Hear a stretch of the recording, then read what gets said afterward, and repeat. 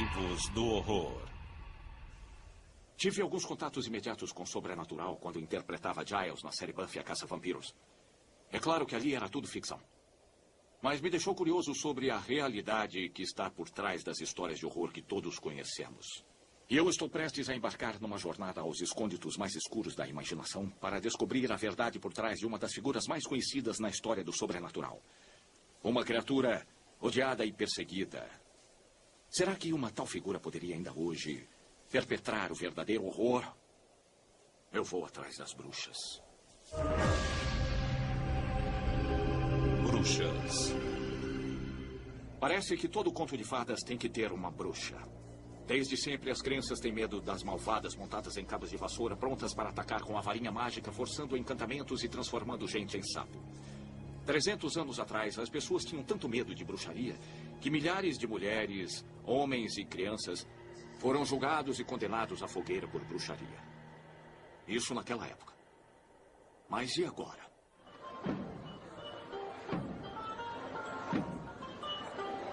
Para encontrar uma bruxa moderna, você pode, por exemplo, procurar este centro de convenções em Croydon, zona sul de Londres. Eu estou visitando o maior encontro de bruxas do mundo. O programa do Witchfest International 2004. Vamos ver. Melhorando a eficiência da sua magia. Workshop de varinhas de condão. Anatomia do feitiço. Acho que estou no lugar certo. 4.000 bruxas estão reunidas aqui nesta convenção. Vamos à bruxa da cozinha. E esta é também uma oportunidade para se comprar tudo o que uma bruxa modelo pode desejar. Elas têm que comprar o chapéu de bruxa e o chifre de carneiro de algum lugar. Só não esperava que tudo e todos fossem tão encantadores. Para quem quer decorar a varinha de condão, esta é uma aula que caberia perfeitamente em Hogwarts.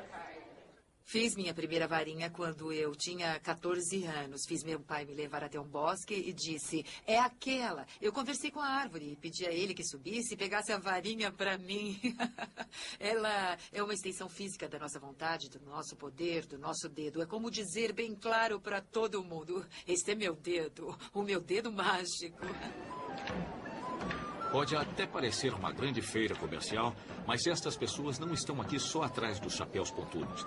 Existe gente séria por aqui, sacerdotes e sacerdotisas da religião em que a bruxaria se transformou. A coisa parece tão limpa que é quase um alívio descobrir que os encantamentos e poções ainda têm seu lugar.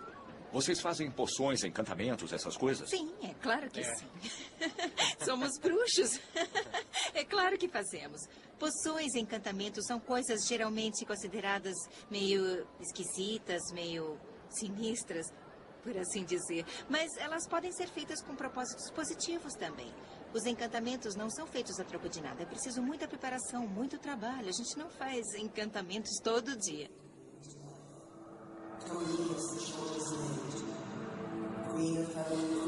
Embora aqui a prática da bruxaria tenha dado as costas ao lado escuro, historicamente sempre houve uma associação com o mal.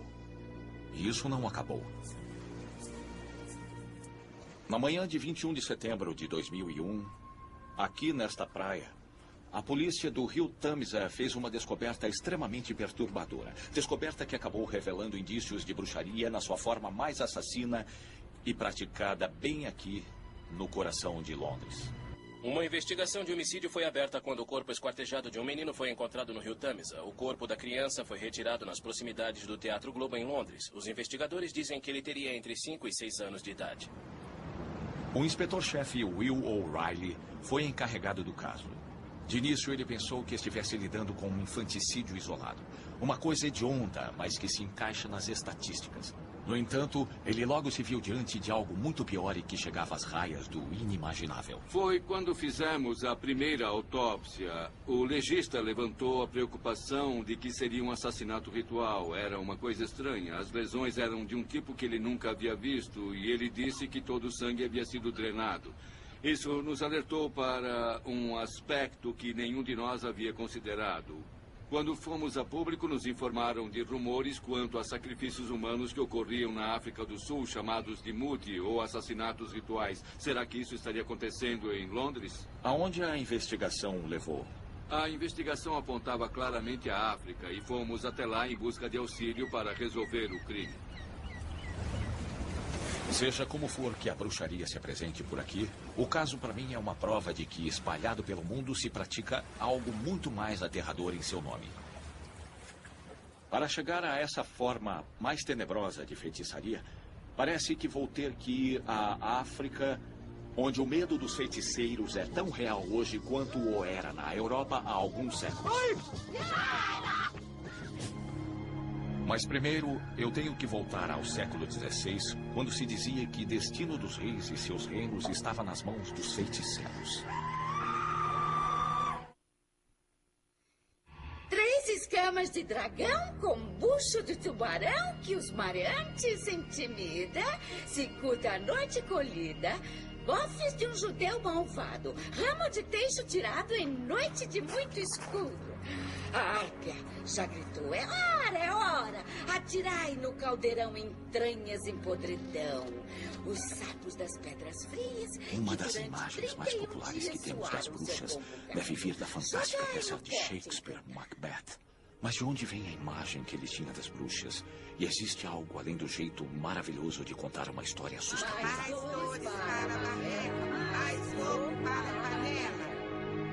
Peter Craze é diretor do Drama Studio em Londres. Ele vem ensinando a várias gerações de alunos como a bruxaria foi deturpada numa peça encenada pela primeira vez há 300 anos. Certo. É. Concentrem-se na intenção das bruxas, que é tumultuar a vida de Macbeth. Tá? Literalmente, ao lado do Teatro Globo havia as lutas entre ursos e cães, o barulho dos ursos e dos cães sendo despedaçados, sabe como é? Abafava os atores. Do outro lado do rio, na torre, havia decapitações e execuções, as cabeças espetadas em estacas, onde o sangue ficava escorrendo, os traidores enforcados, arrastados e esquartejados. De onde você diria que vem essa imagem da bruxa como uma velha megera? Shakespeare pode ter visto e acompanhado os julgamentos de bruxas, de forma que ele saberia muito bem que aparência elas tinham, e na hora de transportar isso para o palco, colocando a história em meio aos fantásticos estratagemas da Escócia, ele teria licença poética para ir fundo até onde bem entendesse. Como seria para o público ver as bruxas no palco? Bom, eu acho que o público ficaria bastante assustado. Supostamente existem encantamentos verdadeiros nas falas das bruxas de Macbeth. E o motivo, ou um dos motivos pelos quais ele foi tão preciso, é que ele estava, de fato, escrevendo para a realeza. Ele escreveu para James VI da Escócia, que se tornou James I da Inglaterra. E James estava muito envolvido com a bruxaria. Ele, inclusive, era quase que fanático. Parece que a figura-chave que deu forma à nossa concepção moderna de bruxaria viveu na alta sociedade do século XVI. Me contaram que aqui no Palácio Lambeth está o registro do primeiro encontro de James VI com uma bruxa. Eu vim conversar com o professor Ronald Hutton, que é especialista em história de bruxaria.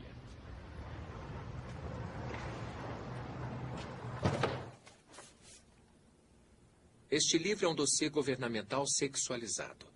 É o registro oficial e pode-se ler na página do título. Encarreguei-me de publicar esses tratados resumidos que revelam a verdade de tudo o que aconteceu e também o que pretendiam aquelas bruxas malvadas e detestáveis contra o rei Sua Majestade e também como elas alcançariam seu intento. Os eventos aqui descritos estariam acontecendo nos vilarejos e cidadezinhas a leste de Edimburgo por volta do final de 1590. E foi aí que ele se concentrou na maior parteira da região, uma mulher chamada Agnes Sampson. E assim o Senhor se ajoelhou, e Jesus também se ajoelhou. Venha, menina. A questão do encantamento é que as palavras têm uma determinada força e podem ser uma porção de bobagens que ninguém entende e que parece uma coisa fantástica. Ou pode ser uma evocação tradicional da fé cristã, e era isso o que a coitada da Agnes fazia. No barro e na pedra, eu vos conjuro em nome de Deus. Era um tanto desagradável para os protestantes, mas não havia nada de realmente ilegal, quanto mais de diabólico. Creio em Deus Todo-Poderoso, Criador do céu e da terra. Ocupada que estava curando as pessoas, a coitada da Agnes mal sabia que a poucos quilômetros dali uma outra mulher estava com problemas. Era uma adolescente problemática chamada Gillis Duncan, que era empregada e que havia adquirido uma habilidade bastante grande na arte de curar. Ela foi torturada pelo patrão até dizer que havia cedido o seu corpo ao demônio. e começar a apontar outras mulheres das redondezas como bruxas melhores e mais poderosas do que ela. Agnes Simpson. Está aqui na história. Ela imediatamente acusou aquelas pessoas de serem bruxas notórias e com isso elas foram logo presas. Inclusive Agnes Sampson, a mais velha das bruxas, que morava em Haddington. E por aí vai, dando o nome das infelizes.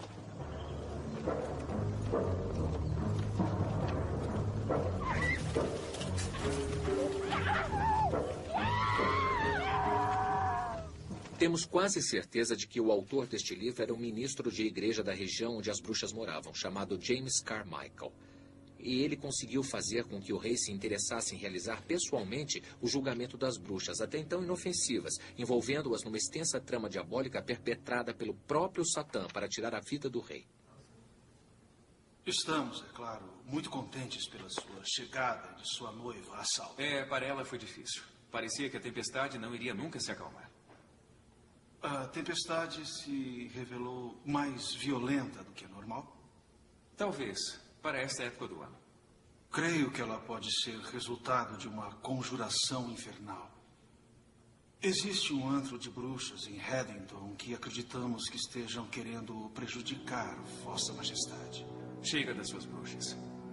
Senhor, é o próprio demônio quem quer lhe fazer mal. E eu posso vê-la? Até onde posso presumir, não podemos fazer mais nada para extrair dela a verdade. Até agora ela nega sua culpa. Mas temos uma servente que relatou todas as orações perversas que ela usou para curar a senhora no parto. Em nome de Cristo, eu te conjuro. Depois disso, Agnes foi levada ao palácio de Holyrood, diante do rei e de outros nobres da Escócia, onde ela foi devidamente interrogada. Devidamente, querendo dizer com rigidez, com rigor. Olhe para mim! Você disse essas coisas, não disse? São suas palavras. Em nome de Deus. O que foi que você conjurou? Responda!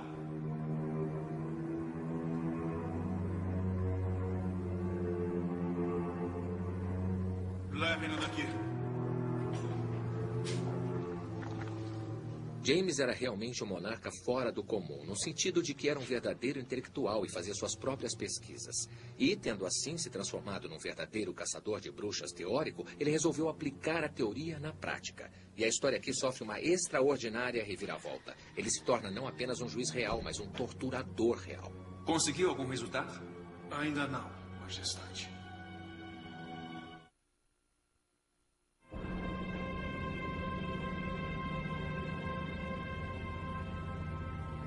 Carmichael, pode deixá-la comigo.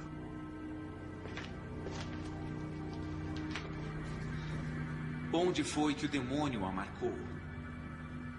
O que o rei estava procurando era a marca da bruxa. Recentemente descobriu-se que o demônio geralmente deixa nela sua marca, uma marca íntima, porque ele lambe alguma parte íntima do corpo, deixando sua marca antes de recebê-las como suas servas. Está vendo, Carmichael?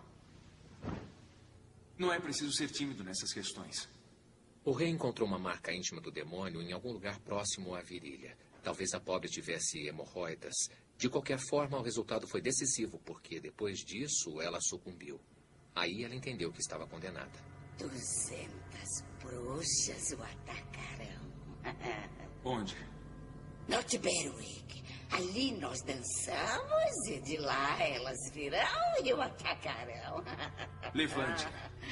Ah, elas virão. Ah, elas virão, sim. Elas virão. Porque o demônio veio, ergueu suas vestes e todas nós beijamos suas partes íntimas, sim. E ele disse as mais profanas exortações contra seu pior inimigo. E disse que o rei da Escócia era seu pior inimigo. Você mente, mulher. Àquela altura, Agnes estava sendo desacreditada pelo rei e parece que começou a perder a calma. Mas o que se seguiu foi um dos mais incríveis momentos em toda a história da bruxaria. Gostaria que não duvidasse do que eu digo, porque eu sei. Eu sei o que disse a sua rainha na noite de núpcias. Está aprovado.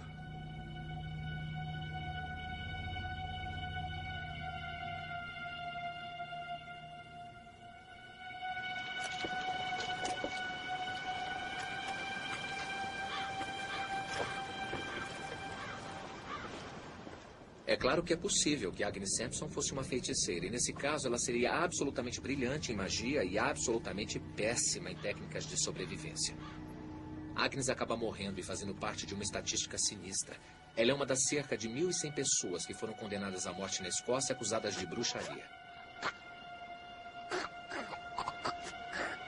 Agnes até que teve sorte para uma bruxa condenada. Ela foi estrangulada e depois seu corpo foi queimado e reduzido a cinzas. Pelo menos ela foi asfixiada antes de ser queimada, de forma que foi poupada de uma agonia terrível.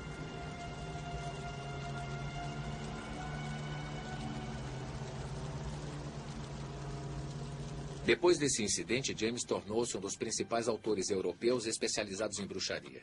Ele publicou um livro chamado Demonologia, que pelos padrões da época até que é muito bom, porque é curto, fácil de ler e tem uma maneira maravilhosamente concisa e clara de explicar por que acreditar em bruxas e como exterminá-las. O livro virou um best-seller. Para ver uma cópia, basta ir a alguns quilômetros ao norte de onde estamos agora, a Biblioteca Britânica. Quem me mostrou uma edição original da Demonologia do Rei James foi o professor de História em Cambridge, Malcolm Gaskill. Malcolm? Oi. Olá. É esse o livro? É, a Demonologia, sim. O famoso livro de James sobre as bruxas. Nossa. E ele diz que as bruxas são o quê? Ele pergunta por que motivo, para cada 20 mulheres dadas a essa arte, existe apenas um homem. A resposta é simples. O sexo feminino é mais frágil que o masculino e mais fácil de ser envolvido nas grosseiras maldades do demônio. O que James está dizendo é que as mulheres são moralmente mais frágeis que os homens e, portanto, mais propensas a ceder às tentações do demônio, como aconteceu com Eva no Jardim do Éden. E o que ele sugere que se faça com uma bruxa quando ela é encontrada? Ele diz muito claramente, elas têm que ser condenadas à morte de acordo com a lei de Deus e com as leis imperiais, civis e municipais de todas as nações cristãs. Ele diz que esse é o pior tipo de crime religioso e que, portanto, os suspeitos têm que passar pelo julgamento. E se porventura forem considerados culpados, terão que ser executados em qualquer instância. Num período de 300 anos, entre 40 e 50 mil bruxas foram mortas em decorrência da lei contra a bruxaria. Eu queria que Malcolm me dissesse o que aconteceu com nossa crença nas bruxas de lá para cá. A crença nas bruxas persiste na maioria das pessoas comuns, mas o problema é que pelo final do século XVII, os tribunais já não levavam mais a sério as provas que antes eram usadas para condenar. E quando a lei foi usada pela última vez?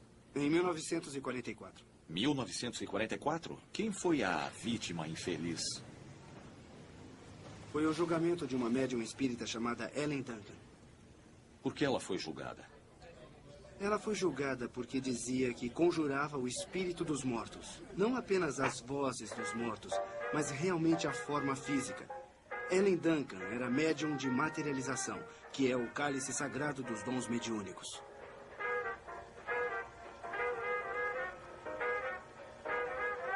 Um pouco de alegria ajudava, sim.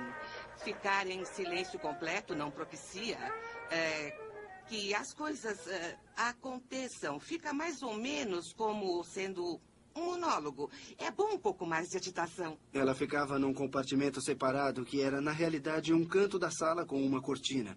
E ela dizia que ali acumulava a energia conhecida como ectoplasma, que seria extraída do seu próprio corpo. O ectoplasma caía quase que como uma névoa branca e muito espessa até o chão e que, de repente, se refinava em feições identificáveis. Boa noite. E a primeira aparição espiritual em todas as sessões era o guia de Ellen Duncan, conhecido como Albert. Boa noite, Albert. Há um senhor de idade ao meu lado que machucou o pé quando era jovem. Mas a coisa depois deixava de ser leve e cômica e passava a ser também sobre perda e tragédia. Durante a guerra, muita gente procurava as sessões para tentar descobrir o que havia acontecido com seus entes queridos. Eu preciso lhe dizer mais uma coisa. Um grande navio de guerra afundou e foi o Barham. Ela supostamente viu que o Barham havia afundado. E quase 1000 homens morreram. Há corpos na água. Na época da guerra, proteger informações sobre os navios era uma preocupação enorme, é claro. E talvez tenha sido isso que realmente colocou as autoridades atrás dela. Houve uma sessão, em 1944, da qual um jovem oficial da Marinha chamado Stanley Worth participou. Bom, ele ficou revoltado, achando que aquilo era apenas um espetáculo, que as pessoas estavam sendo enganadas e que a sua tristeza estava sendo explorada por dinheiro. E Stanley ficou de pé, declarando que aquilo tudo era uma fraude. Tentou agarrar o espírito e, imediatamente, ele sentiu que aquilo era só um pedaço de pão.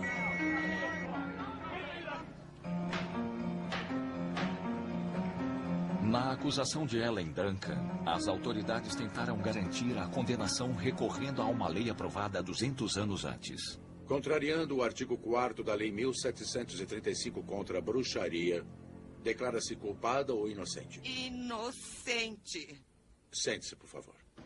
Usando a lei contra a bruxaria, Ellen Duncan jamais poderia ser julgada inocente, porque a lei diz claramente que tentar conjurar espíritos é ilegal. A acusação tinha pouquíssimas testemunhas, mas na realidade precisava apenas de uma, que era Stanley Worth. Antes que Cross saltasse, alguma coisa saiu pela cortina do compartimento? Sim. Uma figura de manto branco ficou ali parada entre as cortinas. E o que aconteceu? Ele agarrou e segurou a figura e eu peguei a minha lanterna e acendi. Foi quando a senhora Duncan tentou se livrar de um material branco que ela estava tentando jogar no chão. E que tipo de material era esse? Para falar a verdade, parecia um pano fininho. E quando eu fui ajudar o Cross, alguém jogou a minha lanterna no chão. Quando eu peguei a lanterna, novamente, alguém entre os presentes puxou o pano da mão dele e ele ficou tentando pegar. E o que aconteceu depois disso? Eu vi a senhora Duncan ali de pé descalça, tentando colocar os sapatos. Ela não estava em transe. E, logo depois, ela começou a gritar, dizendo que estava doente e que queria um médico. Foi um verdadeiro pandemônio. Se você imaginou que a senhora Duncan estava criando ilusões de algum tipo, você tem alguma teoria quanto aos métodos que ela estaria usando para perpetrar a fraude? Eu consigo imaginar várias maneiras. Você pode imaginar alguma coisa além da senhora Duncan bancando o fantasma com um lençol por cima da cabeça? Foi o que você realmente pensou, não foi? Mais ou menos, sim, senhor. Você consegue imaginar mais alguma coisa? Eu creio que o advogado de defesa tem achado que estava indo bem porque estava convencendo o tribunal de que a senhora Duncan não era uma fraude e de que isso a absolveria. A senhora Duncan bancou o fantasma com um lençol por cima da cabeça, não foi? Sim, senhor. Só isso? Mais nada? Não, foi só isso. Os membros do júri consideram a acusada Ellen Duncan culpada ou inocente de conspiração por violar a lei contra a bruxaria? Culpada. Ela desabou no meio do tribunal dizendo: "Eu nunca ouvi tantas mentiras na minha vida." E ela foi presa. O juiz deu a pena de 9 meses, dos quais ela cumpriu 6. A lei anti-bruxaria foi revogada em 1951.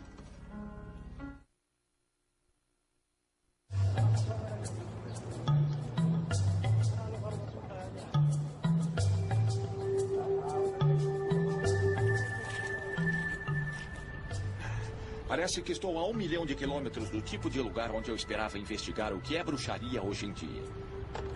Mas o que estou vendo no jornal confirma que estou no lugar certo. Olha, 6 homens compareceram ao tribunal de Soweto após um assassinato ritual. O corpo foi encontrado no começo do mês. Aparentemente, ele levou vários tiros na cabeça antes que o tórax fosse rasgado, o coração, os pulmões e intestinos arrancados, e a genitália fosse extraída. Foi por isso que, diante do corpo encontrado no Tâmisa, a polícia veio à Pretória, na África do Sul, conversar com a unidade policial mais extraordinária do mundo, já que investiga exclusivamente crimes ligados ao oculto. Nos subúrbios de Pretória, mora o homem que fundou a unidade. Ele teve em primeira mão experiência com os horrores pelos quais a bruxaria é responsável. Dr. Cobus Jonker? Sim, muito prazer. Prazer em conhecê-lo. Posso chamá-lo de Cobus? Claro, vamos entrar. Cobus Jonker devotou os últimos 20 anos de sua vida a resolver crimes relacionados com a bruxaria. Ele começou investigando o que aparentemente era um homicídio simples, mas não demorou muito para perceber que a prática da feitiçaria está por trás de algumas de suas descobertas mais horripilantes. Que indícios existem de que a feitiçaria real está presente hoje na África do Sul? Eu sei que muita gente não acredita em bruxaria, os brancos principalmente. Mas posso garantir que a bruxaria é uma realidade. Por exemplo, paramos um ônibus em KwaZulu-Natal, bem nos arredores de Durban, e desceu um sujeito carregando um saco plástico na mão direita. Quando eu disse que queria ver o que havia no saco, ele reagiu normalmente, nem ficou nervoso na hora. E era a cabeça do filho da irmã dele, que tinha 12 anos. Ele cortou a cabeça do sobrinho? Uma parte da comunidade negra pratica magia negra e diz que é preciso usar restos humanos ou partes do corpo humano para, por exemplo, colocar uma maldição em alguém. Eles acham que tem que usar partes do corpo. Quando os policiais de Londres lhe mostraram a foto do torso encontrado no Tâmisa, o que o fez pensar que se tratava de bruxaria? Eu diria que, examinando os ferimentos no corpo, que é o que eu olharia primeiro, a maneira como as partes do corpo foram cortadas apontava para um assassinato ritual, para um sacrifício muti. O que é muti? Muti é uma outra maneira de dizer medicina, ou então uma poção preparada com algum tipo de erva. Se eu quiser saber mais sobre muti, aonde devo ir? Eu acho que o melhor lugar é o Mercado Muti em KwaZulu-Natal, na região de Durban.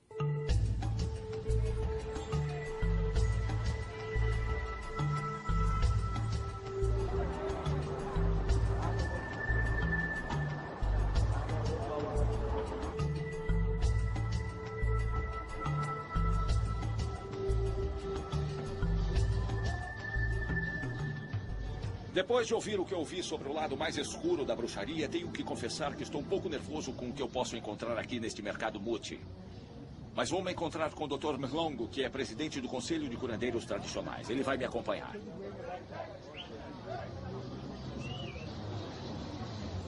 Na Escócia do século XVI, Agnes Sampson, a curandeira que morreu como bruxa, tinha suas próprias ervas e poções. Mas ela nem sonhava com um lugar como este. Eu soube que, escondido em meio aos prédios e viadutos de Durban, este é o lugar aonde os sangomas ou curandeiros sul-africanos tradicionais vêm para comprar as poções mágicas.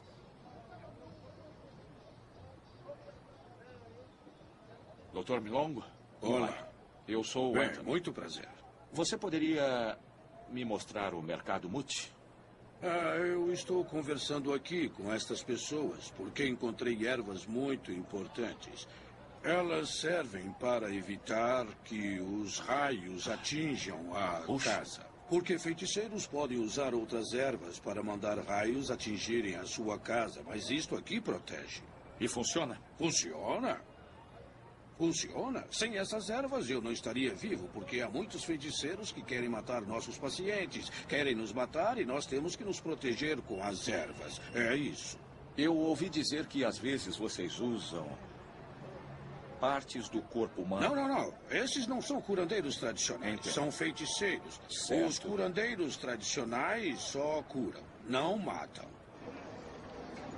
Parece que magia negra e magia branca usam técnicas semelhantes, mas com propósitos muito diferentes. Eu queria saber mais e perguntei ao Dr. Melongo se havia alguma maneira dele me ensinar. Hoje à tarde vou a uma formatura de Sangoma em Mapumolo. E eu gostaria de saber se você quer vir comigo, porque muitas coisas vão acontecer lá. Você vai ver coisas que nunca viu antes. Sangomas dançando, bebendo ervas, essas coisas todas. Um sangoma, então, é um curandeiro que aprende a usar as ervas e a magia para curar e proteger as pessoas de outras que querem lhe fazer mal.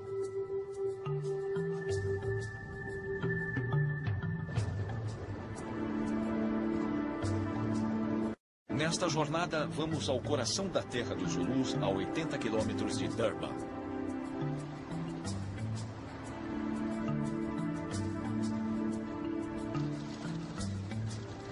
A sangoma que vamos visitar está esperando esta formatura há vários meses. E a cerimônia foi planejada para durar o fim de semana inteiro. Eu nunca vi nada parecido. E não tenho ideia do que esperar. E é uma mistura extraordinária. Chegamos cedo e eles ainda estão se preparando. E está frio. Eu me sinto bem estranho. Bom, tenho que me sentir, é que não me encaixo.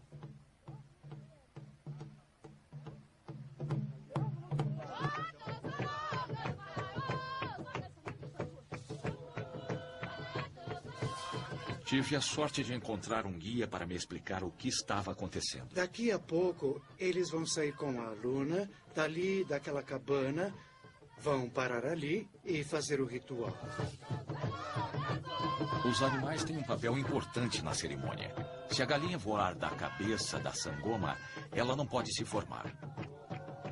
Mas depois, olhando dentro da cabana, vi de relance algo que eu acho muito difícil de engolir. O primeiro de uma série de sacrifícios animais.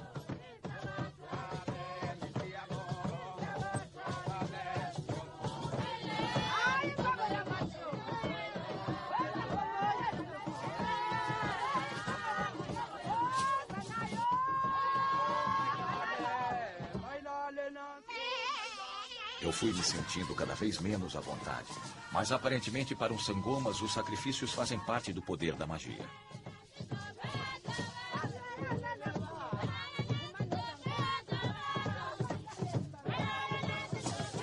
A cabra que eu ouvi gritar ainda há pouco, agora tem outro papel para aumentar o poder do sangoma.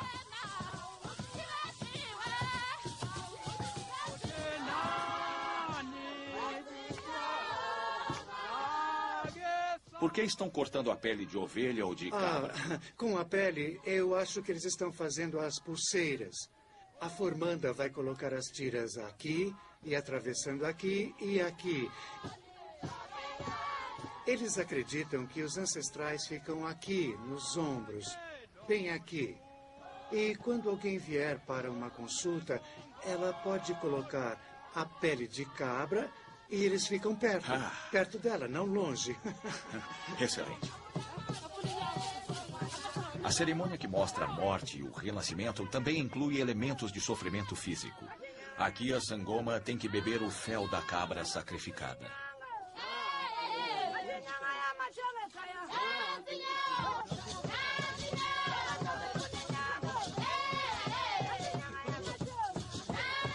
Mas isto também é uma festa. Afinal, a sangoma passou um ano aprendendo seu ofício. E a cerveja tradicional também tem um papel importante. Eu os deixei ali comemorando o resto da noite enquanto tentava assimilar o que eu havia visto. E, para ser sincero, esquecer algumas coisas. Eu não sei o que pensar de ontem. Achei difícil assistir. Tive que virar o rosto algumas vezes quando os animais foram sacrificados. E eu respeito porque faz parte da cerimônia, faz parte do que eles fazem. E os animais vão servir de alimento, não é uma coisa à toa. Talvez hoje eu pergunte sobre isso, se os animais têm que sofrer, ou se poderia ser feito com menos sofrimento.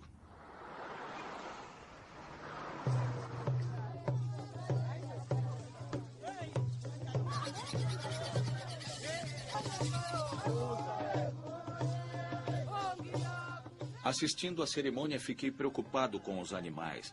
A dor e o sofrimento por que eles passam é importante para a cerimônia. Eles têm que fazer algum som? O som que o animal faz é um clarim que soa para os ancestrais, para que eles entendam e deem importância.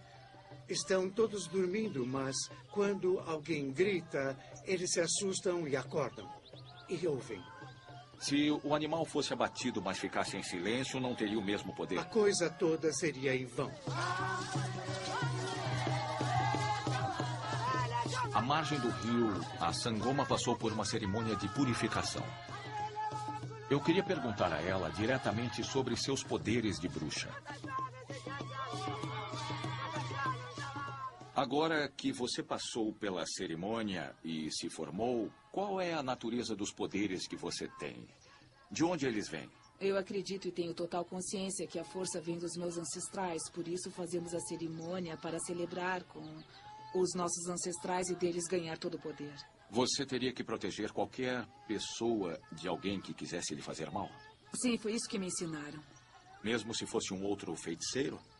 Sim, porque o que nós aprendemos, o nosso ritual é tradicional. Praticamos o bem, enfrentamos o mal de frente, sem medo. Sou guerreira e tenho muita força agora. Eu estou realmente preparada. Obrigado. Sim. E eu acho que a Não gente vai perca. precisar. Obrigado.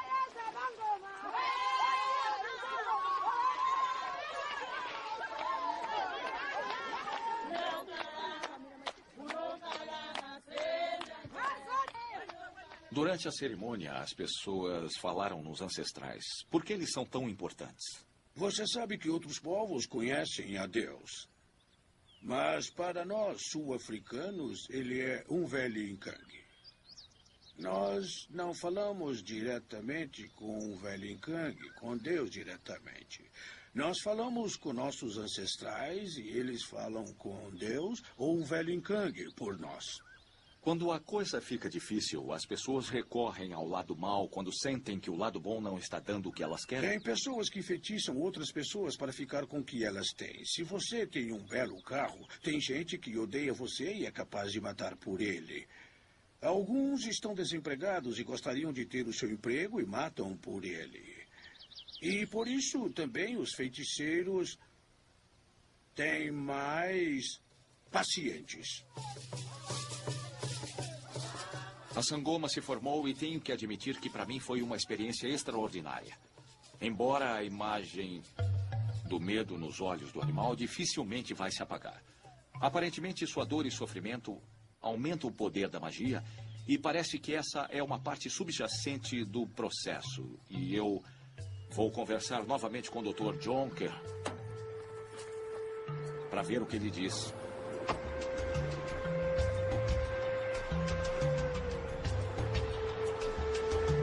Pela minha jornada até agora, comecei a perceber que deve haver paralelos entre como os sangomas e os feiticeiros criam o poder da sua magia.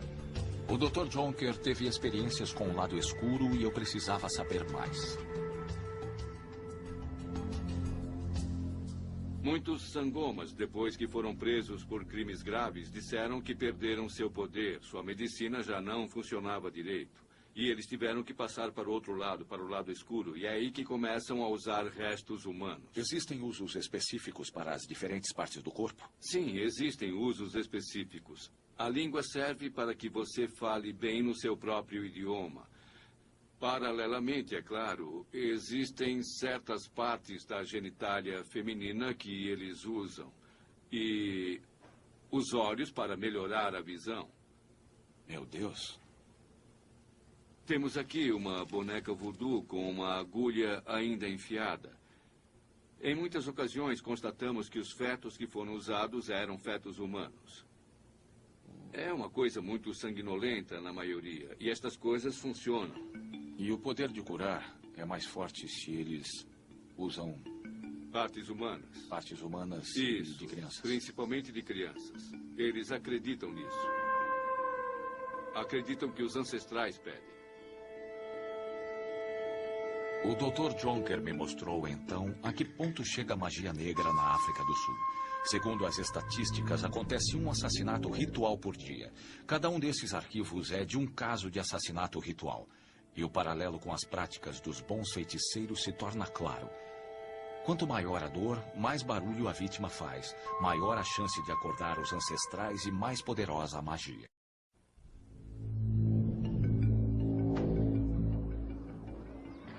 As vítimas desses assassinatos são crianças inocentes apanhadas em meio a um mundo de superstição e pura maldade. O pequeno Adam, o menino encontrado no Tâmisa, nunca foi identificado. Ele foi morto como parte de um assassinato ritual, um caso de sacrifício humano que acabou sendo rastreado até a Nigéria. Mas quem são as pessoas que pedem essas magias, sabendo que as crianças irão sofrer? Como se pode combater isso?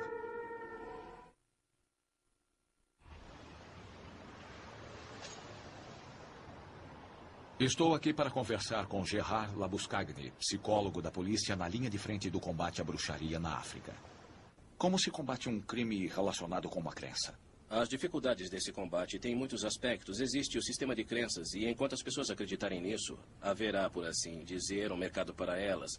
Descobrimos que muitos criminosos tentam usar práticas MUT para ajudá-los nas suas atividades criminosas. Encontramos, por exemplo, ladrões de banco que foram presos no local. Todos estavam portando artefatos MUT e quando perguntamos, eles respondem que estão, por exemplo, com aquele dente para proteção contra levar um tiro ou ser preso. A maioria das pessoas acredita que ervas ou, em casos extremos, partes de animais podem ser usadas para dar à pessoa alguma vantagem. E o ponto mais extremo de tudo isso é a crença que partes do corpo humano são os ingredientes mais poderosos. Você acredita nos poderes que essas pessoas dizem ter? O que eu acredito é irrelevante, porque eu tenho que trabalhar com as pessoas que acreditam, porque elas é que vão cometer o próximo crime e o outro depois dele. Por isso, eu frequentemente comparo com as pessoas que ouvem vozes. Eu sei que não é verdade, mas para elas é verdade. Elas vão reagir a essas vozes e isso é o que interessa para entender a referência que elas têm. Porque é com isso que a gente tem que trabalhar para tentar resolver esse tipo particular de crime.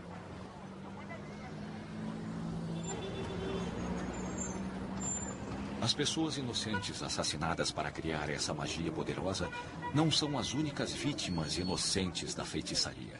Em busca de culpados pelos assassinatos rituais, como ocorreu na Europa há 300 anos, é fácil para as multidões se voltarem contra qualquer pessoa impopular.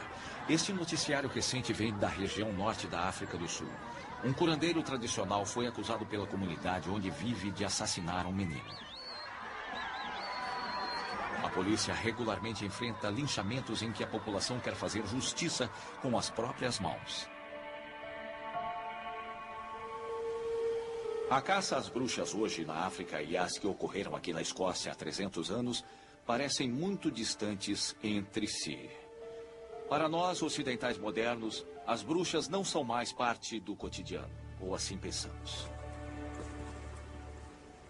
Mas basta que algo inominável, inexplicável aconteça para que nossa crença na feitiçaria ressurja.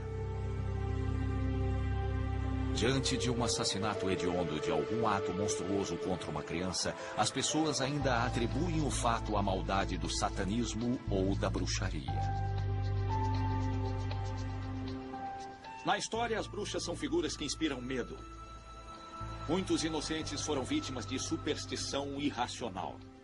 Gente de fora falsamente acusada de fazer o trabalho do demônio. A verdade é que muitos feiticeiros são apenas praticantes de formas alternativas de medicina e religião. O que eu não esperava encontrar é que hoje existem feiticeiros realmente fazendo o trabalho do demônio.